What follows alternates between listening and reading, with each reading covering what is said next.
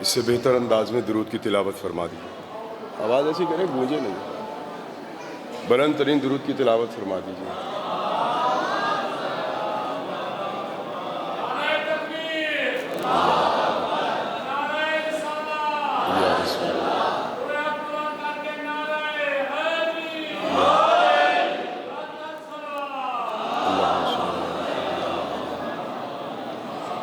اجازت ہے سرکار شریف. اعوذ باللہ السمیع العلیم من الشیطان اللعین الرجیم. بسم اللہ الرحمن الرحیم. الحمد للہ الملک الحق المبین المتصاغر لعظمتہ جبابرۃ الطاغین المعترف بربوبیتہ جمیع اہل السماوات والارضین المقر بتوحیدہ سائر الخلق اجمعین. ثم الصلاۃ والسلام علی اشرف الانبیاء والمرسلین وخاتم النبیین سیدنا و مولانا ابی القاسم محمد اللہم صلی علی محمد وعلی ولیہ ووصیہ وامینہ وخلیفتہ وذریتہ وباب الحکمہ سید الوصیین امیر المؤمنین امام المتقین وقاتل المشرکین صدیق اکبر فاروق اعظم غالب علی کل غالب علی ابن ابی طالب صلوات اللہ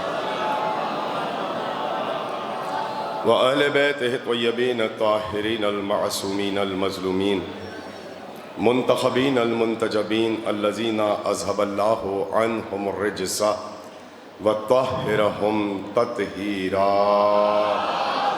اللہم صلی اللہ ولعنۃ اللہ علی اعدائہم اجمعین من یومنا ھذا الی قیام یوم الدین.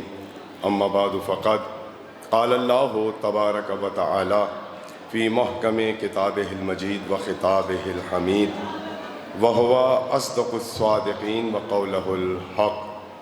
بسم اللہ الرحمن الرحیم. تبارک الذی نزل الفرقان علی عبدہ لیکون للعالمین نذیرا. صلوات پڑھ دیجئے مل کر محمد علیہ.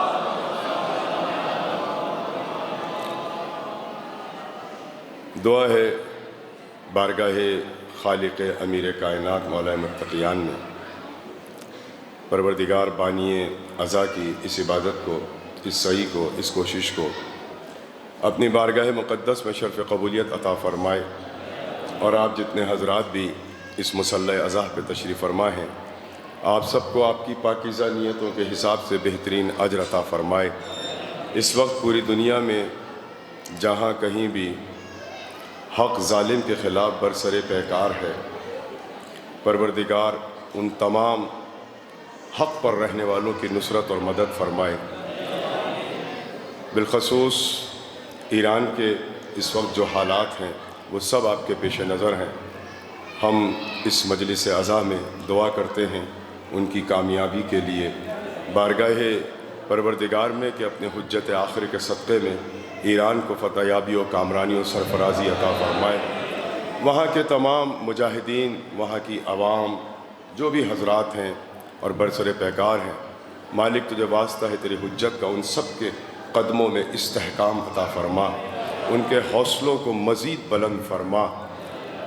اور اس وقت خبرگان کمیٹی نے جو ہمارے رہبر عظیم انقلاب اسلامی کا ابھی حالیہ کل اعلان کیا، احمد مجتبیٰ خامنائی کا، پروردگار تجھے واسطہ محمد و آل محمد کا ان کی حفاظت فرما. دشمنوں کے شر سے، حاسدوں کی نظر سے ان کو محفوظ فرما. امریکہ، اسرائیل، ٹرمپ، نیتنیاہو اس کو اور اس کے تمام حواریوں کو نیست و نابود فرما. پرچم اسلام کو سربلندی عطا فرما. پرچم کفر و نفاق کو، شرک و نیست و نابود فرما. ہمارے 12ویں مولا حجت آخر کے ظہور میں تعجیل فرما۔ اور دعاؤں میں ہماری دعا یہ بھی ہے کہ پروردگار اس پاکستان کی بھی خصوصی حفاظت فرما۔ اس کے خلاف جو قدم بڑھ رہے ہیں ظلم و ستم کے، پروردگار ان قدموں کو نیست و نابود فرما۔ افواج پاکستان کے حوصلے بلند فرما، ان کی بھی حفاظت فرما، ہماری سرحدوں کی حفاظت فرما۔ ایک مرتبہ ایسی درود پڑھیے کہ کچھ پڑھنے کو دل چاہے۔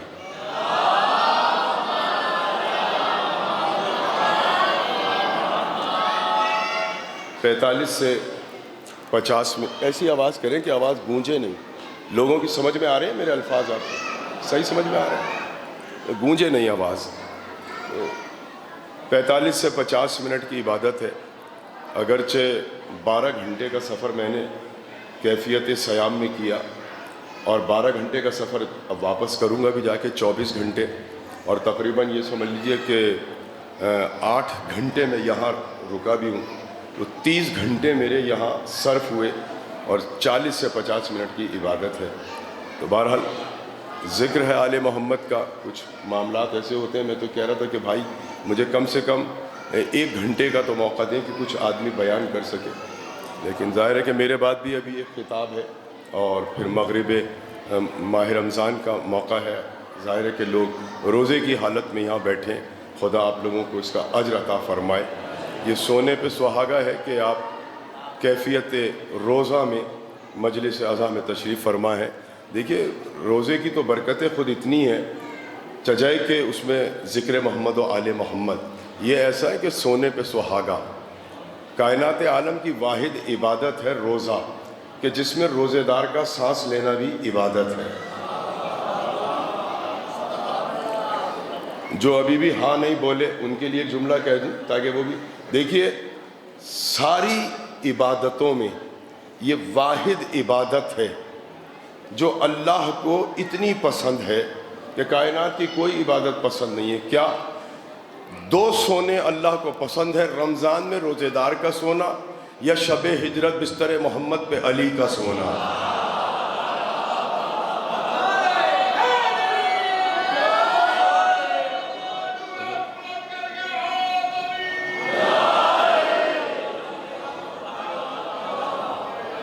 دو سونے اللہ کو پسند ہیں، ایک روزے دار کا سونا۔ ویسے اگر کوئی سو جائے تو گھر والے کیا کہتے ہیں؟ کیا کہتے ہیں اسے؟ اگر عام دنوں میں کوئی سورج اتر جائے اور سوا نیزے پہ آ جائے تو باپ بیٹے کو یہ کہہ کے جگا دیتا ہے، منحوس ہے، سارا دن پڑا سوتا رہتا ہے، کوئی کام نہیں کرتا۔ اور روزے کی حالت میں اگر بچہ سو رہا ہو اور کوئی اٹھانے لگے تو کیا کہتے ہیں؟ سونے دو، سونے دو۔ کیوں بھائی؟ ویسے سونے نہیں دیتے، 11 مہینے میں سونے نہیں دیتے، یہ 12ویں مہینے میں کیوں سونے دے رہے ہیں؟ اس لیے کہ یہ اپنی رضا سے نہیں سو رہا، اس کی رضا سے سو رہا ہے جس کی رضا سے علی محمد کے بستر پہ سویا۔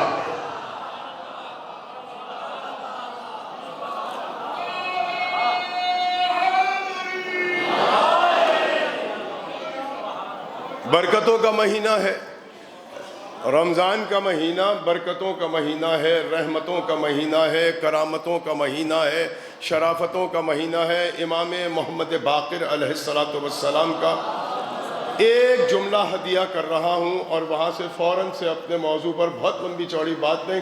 دیکھیے امام فرما رہے ہیں میرا جملہ نہیں ہے، آپ کے مولا کا جملہ ہے، جیسے چاہے سن لیجئے۔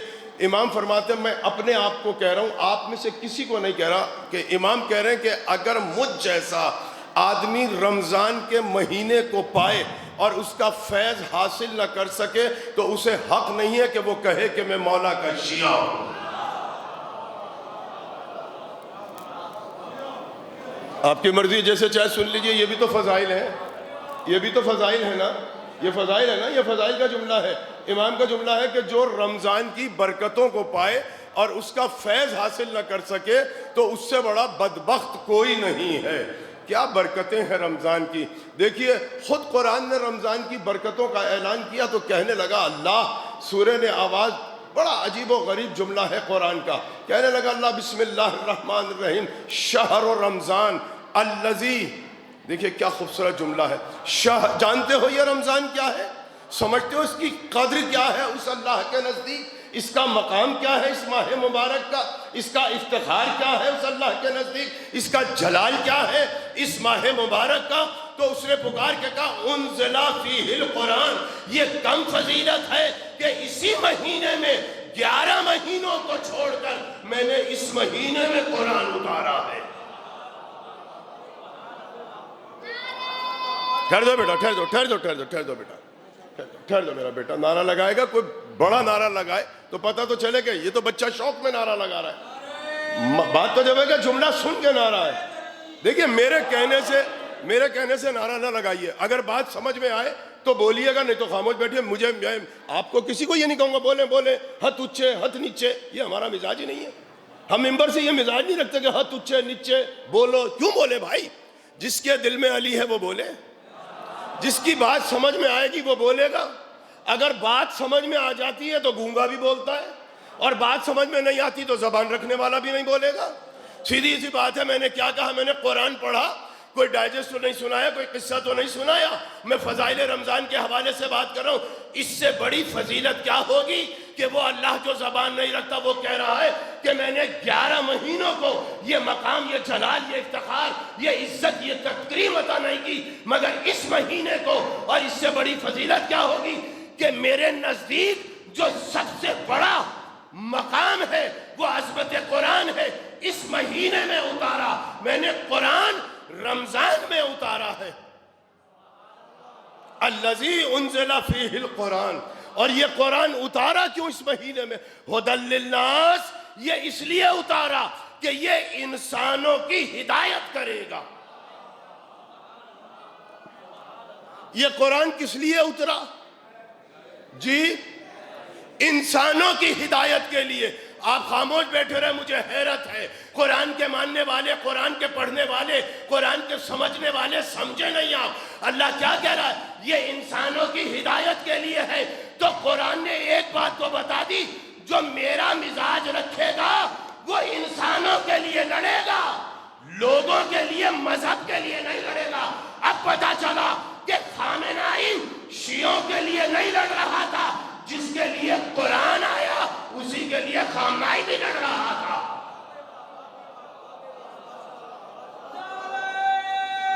کس کے لیے لڑے ہیں؟ کیا شیعوں کے لیے لڑے؟ دیکھیے یہ ایک الگ بات ہے، اسے سمجھیے، آپ اس اسٹریٹجی کو سمجھیے۔ یہ الگ بات ہے کہ امریکہ خامنائی کو مسلمان کر کے نہیں مار رہا۔ امریکہ خامنائی کو اس لیے نہیں مار رہا کہ وہ لا الہ الا اللہ کا پڑھنے والا ہے، وہ محمد الرسول اللہ کا پڑھنے والا ہے، وہ نمازوں کا پڑھنے والا ہے، وہ طواف کعبہ کرنے والا، اس لیے نہیں مار رہا۔ اگر اس لیے مارتا تو پہلے سعودی عرب والوں کو مارتا۔ سمجھ رہے ہیں آپ؟ اسٹریٹجی سمجھ رہے ہیں؟ اور آج تو دیکھیں اس نے مارکو نے کھل کے بیان دے دیا کہ ہماری ایران سے لڑائی اس لیے نہیں ہے کہ اس کے پاس تیل کے ذخائر ہیں، ہماری ایران سے لڑائی اس لیے نہیں ہے کہ ہم اس کے خزانوں پہ قبضہ کرنے چاہتے ہیں، ہماری ایران سے لڑائی اس لیے ہے کہ ان کے پاس ولایت علی کا خزانہ ہے، ان کے پاس امام زمانہ کا نظریہ ہے، ان کے پاس مہدی آخر الزمان کا نظریہ ہے۔ ہماری جنگ ایران سے اس لیے ہے کہ سارے عالم اسلام میں اگر مہدی آخر الزمان کا ولایت علی کا نظریہ ہے تو صرف ایران کے پاس ہے، اس لیے ہماری جنگ ایران سے ہو رہی ہے۔ سمجھ رہے ہیں آپ؟ لیکن چونکہ ان کا نظریہ یہ ہے جو قرآن کا نظریہ ہے۔ قرآن کا نظریہ کیا کہ ھدی للناس، یہ اس لیے آیا کہ انسانیت کی ہدایت کرے۔ اچھا، تو یہاں تو اللہ کہہ رہا ہے کہ یہ انسانیت کی ہدایت کرے گا، وہ پہلے سورے میں تو نے کچھ اور کہا تھا۔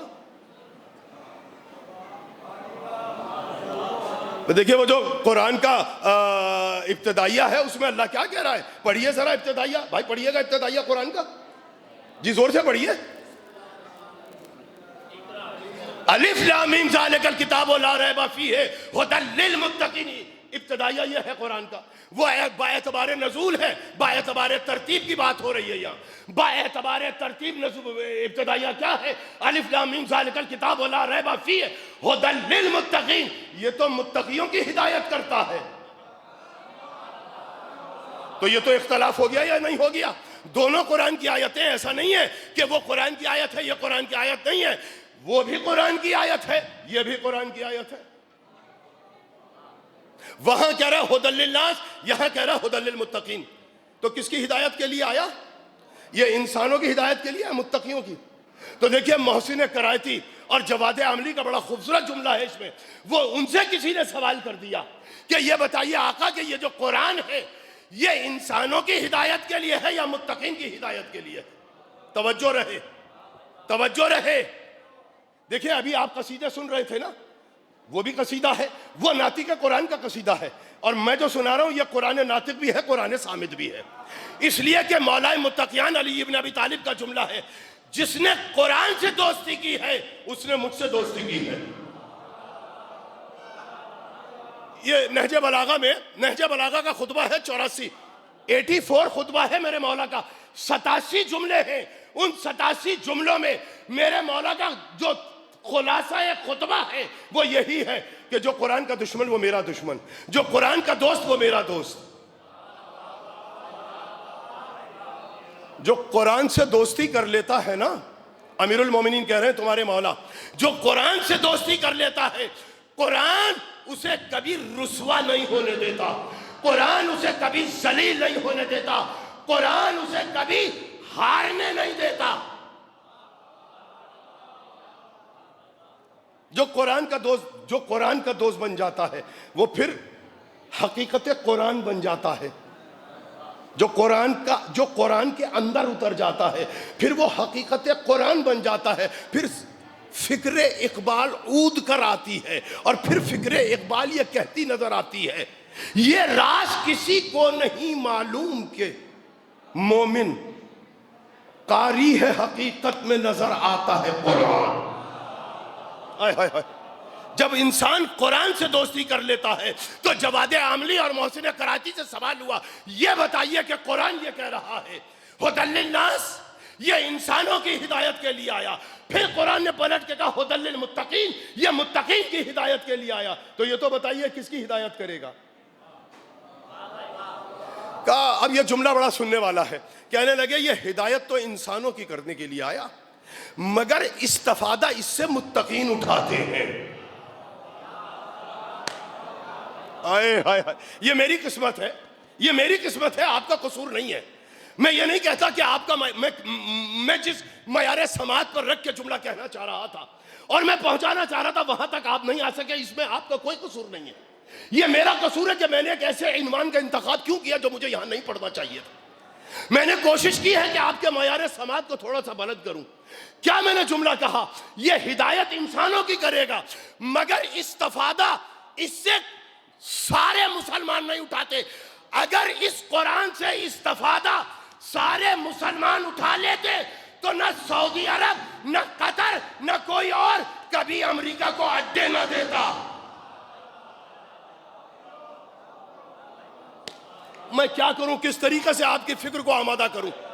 میرے پاس دامن وقت میں اتنی گنجائش نہیں ہے کہ میں مکمل طور پر اس کی شرح بیان کر سکوں، بس میں آپ کو شہ سرخی بتا رہا ہوں کہ اگر پورا یہ لا الہ الا اللہ کا پڑھنے والا، یہ قاری قرآن جو اپنے آپ کو قرآن کا قاری کہتا ہے، یہ تراویح پڑھنے والا مسلمان، یہ قرآن رٹنے والا مسلمان، یہ لا الہ الا اللہ کا اعلان کرنے والا مسلمان، یہ مسجدوں سے 5 وقت کی اذانیں دینے والا مسلمان، اگر اس دائرے میں آ رہا ہے ھدی للناس کے، اگر یہ استفادہ کر لیتا قرآن سے، میں کیا کہہ رہا ہوں آپ سمجھ نہیں رہے یا میں سمجھا نہیں پا رہا؟ میں اسے اپنی غربت الفاظ کہوں یا کیا کہوں کہ میں آپ کی ارتقاء فکر تک پہنچ نہیں پا رہا، شاید میں اسے اپنی غربت علم کہوں گا، آپ کو کچھ نہیں کہتا۔ میں کیا کہہ رہا ہوں کہ دیکھیے اگر یہ مسلمان جو اپنے آپ کو مسلمان کہہ رہا ہے، اگر یہ استفادہ کر لیتا قرآن سے تو کیا مجال تھی کہ ٹرمپ کے تلوے چاٹ رہا ہوتا؟ کیا مجال تھی کہ مسلمانوں پہ حملہ کرنے کے لیے اپنے اڈے دے کر یہ کہتا کہ ایران ہم پہ حملہ کر رہا ہے، اس کا مطلب یہ ہے تم نے قرآن تو لیا ہے مگر روح قرآن کو حاصل نہ کیا۔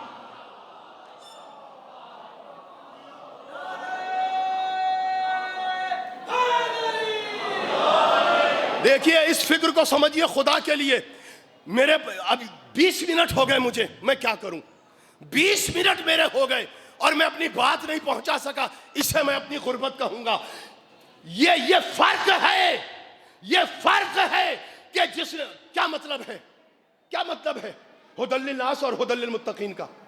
جنہوں نے استفادہ کر لیا وہ نیزوں پہ نظر آئے۔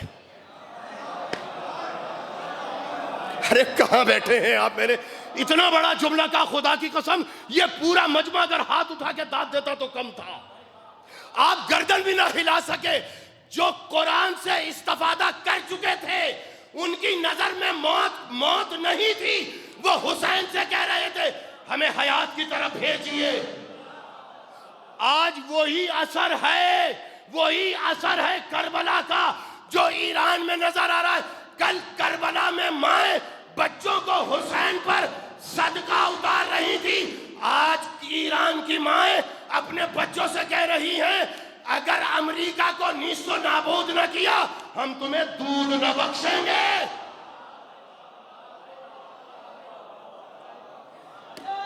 کیا فلسفہ ہے؟ کیا فلسفہ ہے؟ کیا فلسفہ ہے؟ یہ وہی فلسفہ استفادہ قرآنی۔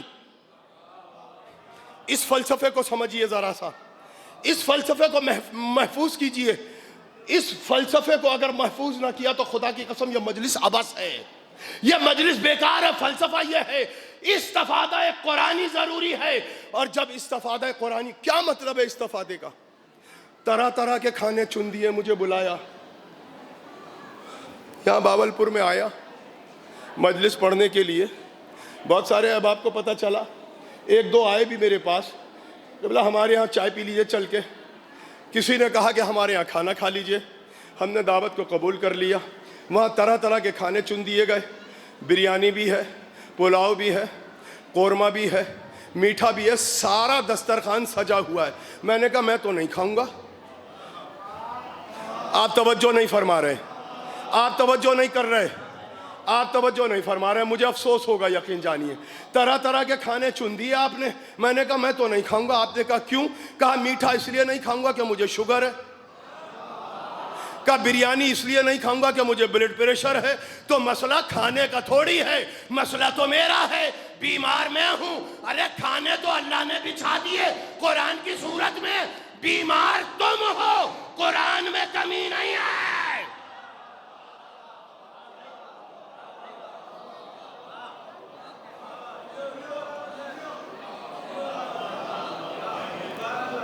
اس نے تو دسترخوان نعمت بچھا دیا نا، قرآن کا دسترخوان بچھا دیا اور کہہ دیا ھدی للمتقین۔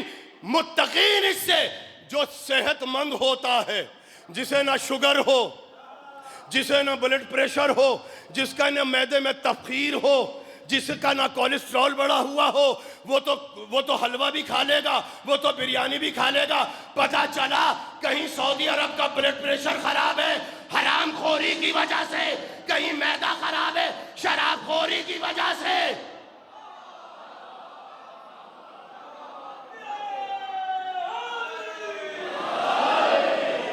یہ جو آج جو بھی ان کی حمایت کر رہے ہیں، یہ قرآن سے دوری کا نتیجہ ہے۔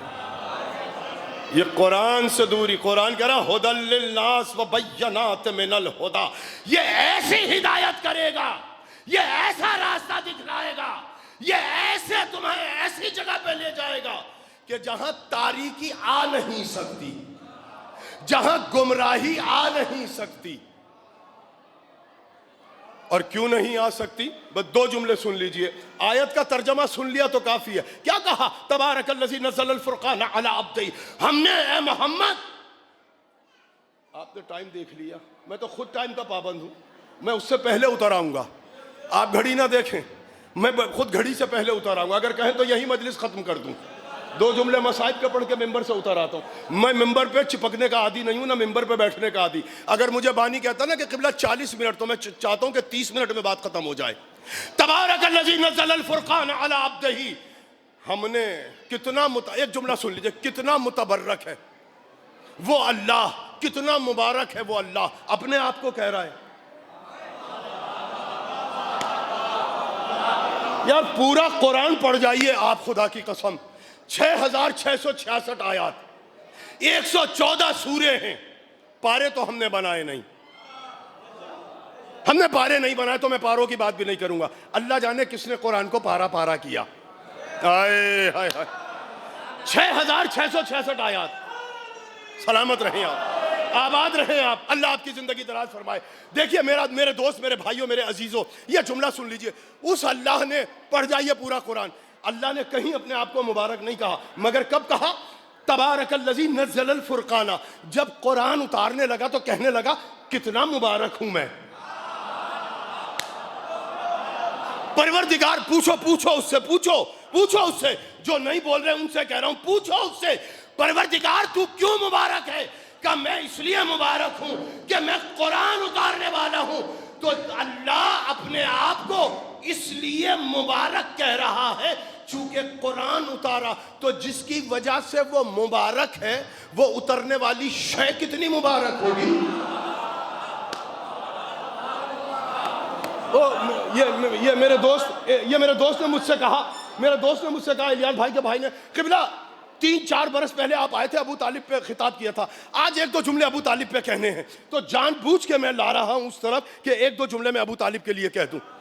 کیوں نہ کہوں ابو طالب کا کھا رہے ہیں، ابو طالب کے گھر میں بیٹھے ہیں. جملہ سنیے، اس نے مبارک کہا نا اپنے آپ کو. تبارک الذی، الذی اس میں موصول ہے. کیا مطلب ہے اس میں موصول کا؟ اس میں موصول اشارہ ہے، اس نے اپنی طرف اشارہ کیا. وہ اللہ کتنا مبارک ہے، کتنا متبرک ہے. مجلس پڑھنی ہے سرکار؟ بس میں ابھی ممبر چھوڑ دیتا ہوں. مصائب آپ ہی پڑھیں گے، مصائب کا ایک جملہ کہہ کے میں ممبر چھوڑ دوں گا. تبارک الذی نزل الفرقان. اس نے کیوں مبارک کہا؟ کہ اس لیے مبارک ہوں چونکہ میں نے قرآن اتارا. تو جس کی وجہ سے وہ مبارک ہے تو وہ کتاب کتنی مبارک ہوگی. اور یاد رکھیے گا کہ مظروف جتنا اعلیٰ ہوگا، ظرف کا اتنا اعلیٰ ہونا ضروری ہے. ایسا یہ مزاج ہے، یہ ہمارا مزاج ہے، یہ ہماری طینت ہے، یہ ہماری طبیعت ہے کہ ہم کبھی کم ظرف جگہ پر کسی اعلیٰ ظرف کو نہیں رکھتے. اللہ کہہ رہا ہے میں مبارک ہوں، تو وہ مبارک ہے. تو قرآن کتنا مبارک ہوا. قرآن ہے مظروف. پروردگار تو نے قرآن اتارا، یہ تو بتا کہاں اتارا، کہاں اتارا؟ کہ اسی آیت میں تو میں نے بیان کیا، علی عبدہ، اپنے بندے پہ اتارا. پروردگار بندے پہ تو اتارا، بندوں پہ تو نے ساری کتابیں اتاری ہیں. تورات بھی تو بندے پہ آئی تھی، انجیل بھی تو بندے پہ آئی تھی، زبور بھی تو بندے پہ آئی تھی. یہ بتا قرآن کہاں اتارا؟ کہ پڑھو قرآن، کہ پڑھو قرآن. اب جو ہم نے قرآن کھولا تو قرآن نے پکار کے کہا بسم اللہ الرحمن الرحیم فَإِنَّهُ نَزَّلَهُ عَلَىٰ قَلْبِكَ بِإِذْنِ اللَّهِ.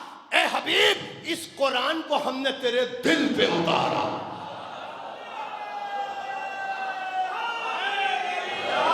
بس چھوڑ رہا ہوں ممبر. قرآن اللہ مبارک ہے چونکہ اس نے قرآن اتارا. تو جو قرآن اتر رہا ہے وہ قرآن مظروف ہے، مبارک ہے. اترا قلب مصطفیٰ پر ہے تو وہ قلب مصطفیٰ کتنا مبارک ہوگا. اب ایک جملہ، آخری جملہ سن لیجئے. اللہ مبارک ہے چونکہ قرآن اتارا. قرآن مبارک ہے تو قلب مصطفیٰ مبارک ہے. اگر قلب مصطفیٰ مبارک ہے تو جس سینے میں اللہ نے اس مبارک دل کو رکھا وہ سینہ کتنا مبارک ہوگا.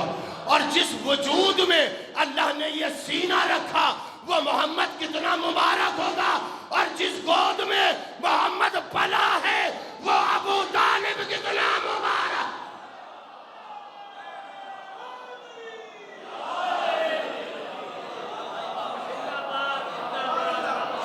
دیکھیے بس مصائب کے لیے ایک جملہ کہہ رہا ہوں۔ کیا مطلب ہے مبارک کا؟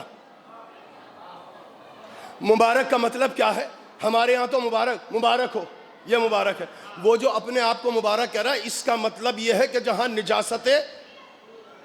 نجاستوں کا گزر نہ ہو، وہ الہ ایسا ہے، وہ ایسا مبارک ہے کہ جہاں نجاستوں کا گزر نہ ہو۔ تو جب وہ اتنا مبارک ہے تو اس کا مطلب یہ ہے کہ محمد بھی مبارک ہے، یعنی محمد مبارک ہے تو طاہر ہے، پاک ہے، یعنی قرآن مبارک، قرآن پاک ہے۔ جتنا قرآن پاک ہے اس سے زیادہ محمد کا دل پاک ہے، جتنا دل پاک ہے اس سے زیادہ سینہ پاک ہے، جتنا سینہ پاک ہے اس سے زیادہ پورا محمد پاک ہے۔ اب جتنا محمد پاک ہے اتنا ابو طالب پاک ہے۔ آپ دلیل مانگو گے نا؟ ابو طالب کی طہارت کی دلیل دے دوں، یہیں سے مصائب پہ آ جاؤں گا۔ یہ بتائیے آپ کی رگوں میں کس کا لہو دوڑ رہا ہے؟ گھڑی آپ نے دیکھی تھی نا شاہ صاحب، قاسم شاہ صاحب، گھڑی آپ نے دیکھی تھی نا، اتنا بھی تقسیم نہ کریں ہمیں۔ بتائیے آپ کی رگوں میں کس کا لہو ہے؟ ظاہر ہے کہ آپ کے والد کا لہو ہے، آپ کے باپ کا لہو دوڑ رہا ہے۔ میری رگوں میں میرے باپ کا لہو ہے، آپ کی رگوں میں آپ کے باپ کا لہو ہے۔ ہر انسان کی رگوں میں اس کے باپ کا لہو ہوتا ہے۔ اللہ اکبر! جب 19 رمضان کو ضرب لگی نا، فضائل کے رخ سے سنیے گا، مصائب کے رخ سے نہیں، جب 19 رمضان کو ضرب لگی نا تو اسی بہتے ہوئے لہو سے علی نے سجدہ کر کے بتایا کہ دیکھو میرے باپ کا لہو کتنا پاکیزہ ہے کہ علی بہتے لہو سے سجدہ کر رہا ہے۔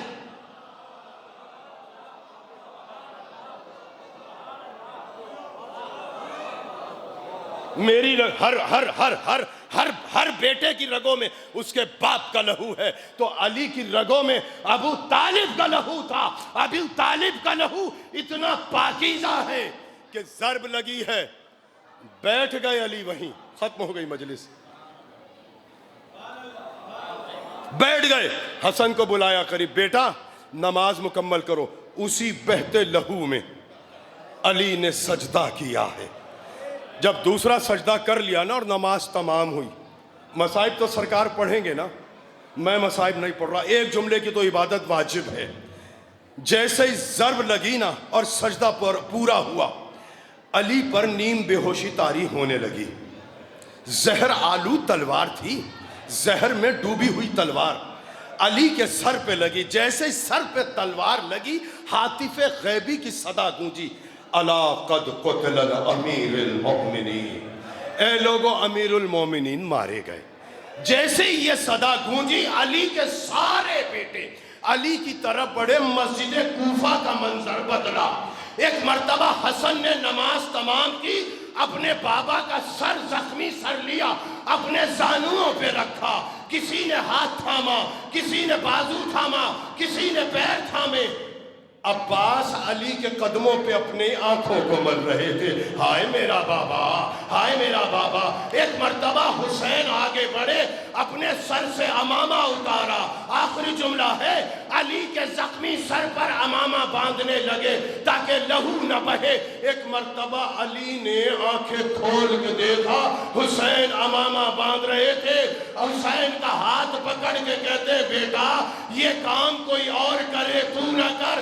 کہا بابا میں کیوں نہ کروں؟ کہا بیٹا میرا سر زخمی ہوا ہے، تو امامہ باندھ رہا ہے، یہ بتا عصر عاشور جب تیرا گلا کاٹا جائے گا، ارے کون ہوگا جو تیرے گلے زخمی گلے پر کپڑا اللہ لعنت اللہ۔